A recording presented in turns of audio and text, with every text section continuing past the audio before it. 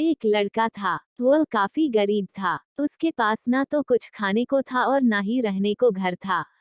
वह अपने दोस्त के घर रहा करता था। उसने एक छोटी सी कंपनी में पेंटिंग का काम करना शुरू कर दिया। धीरे धीरे उसके पास काफी पैसे भी हो गए। बाद में वह काफी धनी भी हो गया। लेकिन अभी भी उसके अंदर कुछ कमी का एहसास होता था।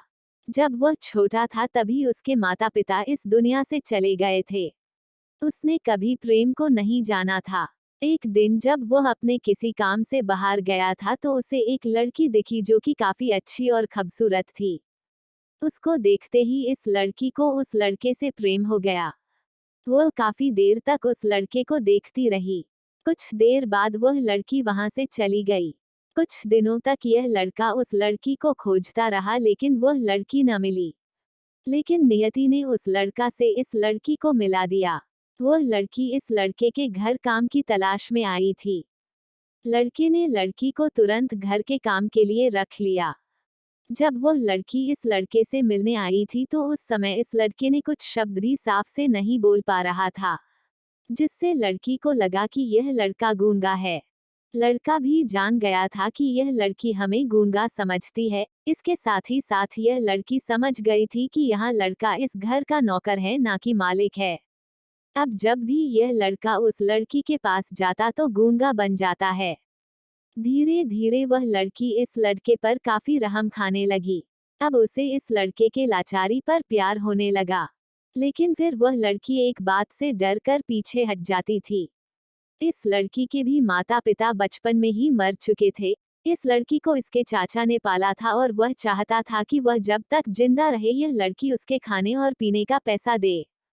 लड़की का प्रेम हद से भी बाहर जाने लगा। लड़के के एक खांसी पर भी वह लड़की दौड़े उस लड़के के पास पहुंच जाती थी। अब लड़का भी समझ गया कि इस लड़की को मुझसे प्रेम हो गया है।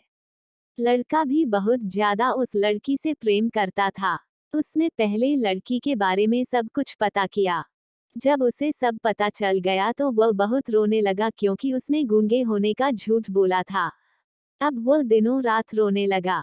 लड़की अपने सैलरी में से लड़के की इलाज करवाने को कहती थी। एक दिन सुबह ही उस लड़की को पता चला कि वो लड़का हॉस्पिटल में भर्ती है। वह दौड़ते हुए जब हॉस्पिटल में पहुंची तो उसने देखा कि लड़का बेड पर बेहोश पड़ा है। उसके आसपास काफी मशीन लगी हुई थी। जब लड़की डॉक्टर के पास पहुंची तो वहां पर डॉक्टर ने उसे बताया कि लड़का अब बोल नहीं सकता है। उसने अपनी जीभ को कटाने की कोशिश की है। इसके साथ ही उस डॉक्टर ने उस लड़की को एक पत्र दिया। उस पत्र में लिखा था, मैं एक काफी धनी लड़का हूँ। जिस घर में तुम काम करती हो उस घर की मालिक मैं ही हूँ। लेकिन इसके साथ ही मैंने तुमसे एक बहुत बड़ा झूठ बोला है कि मैं एक गूंगा हूँ। अब इस झूठ का प्रायश्चित करने के लिए मैं ऐसा काम करने जा रहा हूँ। इसके साथ ही तुम मेरे घर से मेरे मैनेजर से पैसों को लेकर अपने चाचा को दे देना और एक नई जिंदगी की शुरुआत करना। अगर हो सके तो मुझे माफ कर देना तुम्हारा दोषी।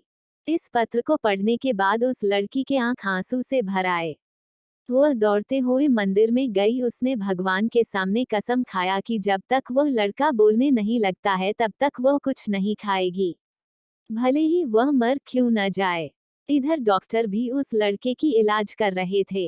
ईश्वर ने दोनों के मन की बात काबूल कर ली और अब लड़का बोलने लगा। लेकिन वह अपनी याददाश्त को खो गया। अब उसे कुछ भी नहीं याद था।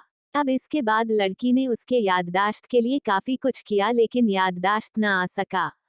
अगर प्रेम की नींव को झूठ पर रखा जाए तो वह गिर ही जाता है।